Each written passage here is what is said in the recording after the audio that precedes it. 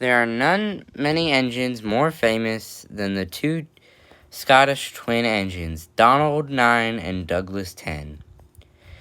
They're well known on the railway for being some of the most hardworking and also most Scottish engines there are.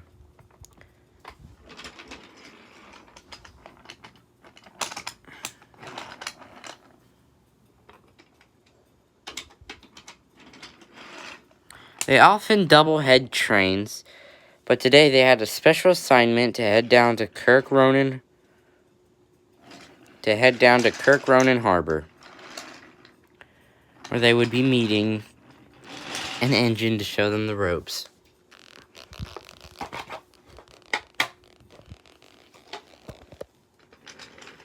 They chuffed gleefully down the line, eager to show an engine a new way of thinking. They arrived to a yard full of just trucks. Daisy, Duck, and Oliver had all been given resting days, and trains had been canceled due to high storms. 2 engines arrived, but couldn't find the engine anywhere. When all of a sudden, out of the blue, a gray diesel rolled up behind them. "Okay, you didn't want to be doing that. You'll give me a flight," said Douglas. "Ice," said Donald. "Sorry," he said. "Anyway, you wouldn't be the engine we need to show how to shunt, would ye?" "Indeed I would be." Douglas took it on hand. "Now, you always want to take the brake van off and put it in the siding somewhere else if you need to move it to the back of the train. Then you pull the trucks that you need and put the brake van at the end of them, and then you shunt them back into the siding." "Very well, seems easy enough," he said.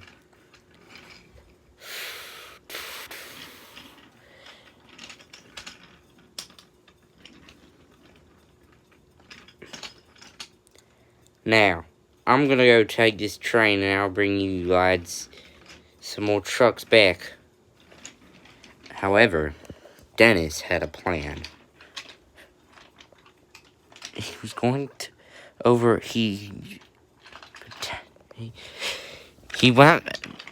he over-revved his engine so it would overheat and he would have to.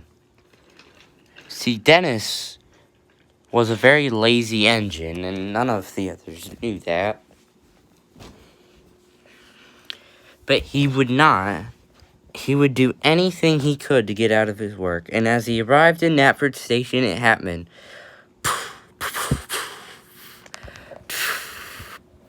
"Oh, bother," he lied.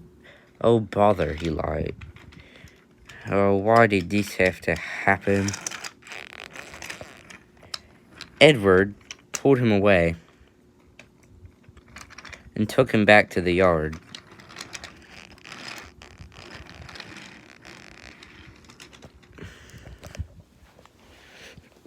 Meanwhile, Donald and Douglas got the word and quickly decided to bring some trucks, and Douglas left towards the yard.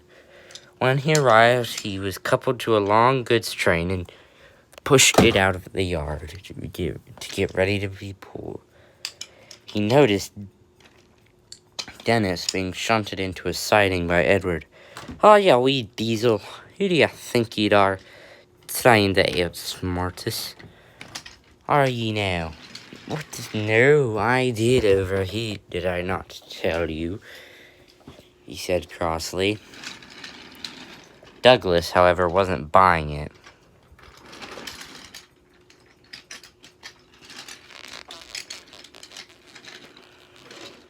He shunted the old trucks into a siding with Toad in it at the end. "Keep an eye on them," said Douglas. "I wanted you to keep an eye on him, Toad. You're the only one I can trust for the job."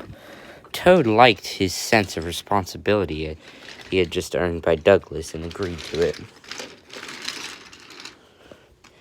Douglas buffered up to his train and quickly raced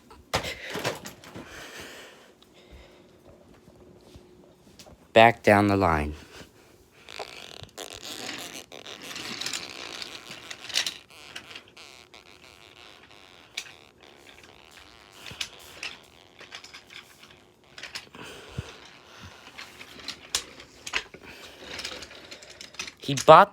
As he brought the trucks, he was starting to grow suspicious. His trucks were unloaded, and he had to take some empty ones back. Douglas was getting quite exhausted at this point, pulling the trucks back and forth down the line.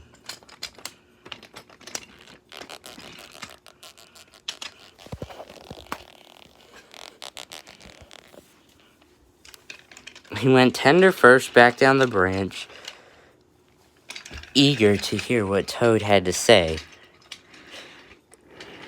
as he chuffed into the station. Yeah, I wonder what Toad has to tell me, thought Douglas, and he left his trucks at the platform and reversed into the yard.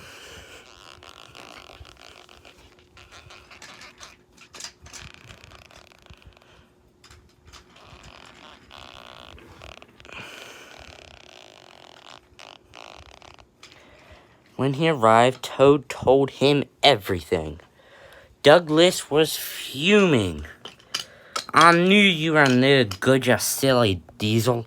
I'm reporting you to the yard manager. Reporting what to me? The yard manager walked up. Okay, sir, this diesel has been pulling me wheels. He purposely overheated himself. Toad overheard him talking to the trucks about it. I see. I'll make arrangements, Miss Emily Hat. If all goes well, he'll be sent away in the morning when Scarloni and Reneus arrive back from their maintenance. Good riddance, said Douglas, and he chuffed away crossly. He did so, and the next morning, Edward took him to the docks. You shouldn't trick you shouldn't trick people into doing your work for you, said Edward. It's not a good look. And it's also quite rude. Gives you diesels a bad rap. The twins haven't always had the greatest opinion on diesels. They used to think they were rubbish, and honestly, I can't really blame them after what I saw today. He arrived at the docks, and Cranky laughed. Ha! We're sending this engine packing, huh? Indeed we are, said Edward. I hope you've learned a lesson. Scarloi and Reneus were unloaded from the boat and put on the harbor shore for the time being so they could get a flatbed, and Dennis was lifted by crane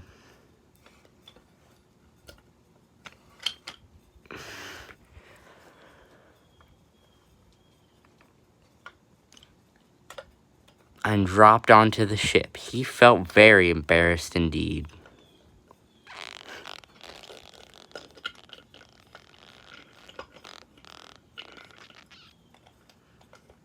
The ship soon left, and with it, Dennis. Sir Topham Miss Hat learned from that day on to always check an engine's background before purchasing it.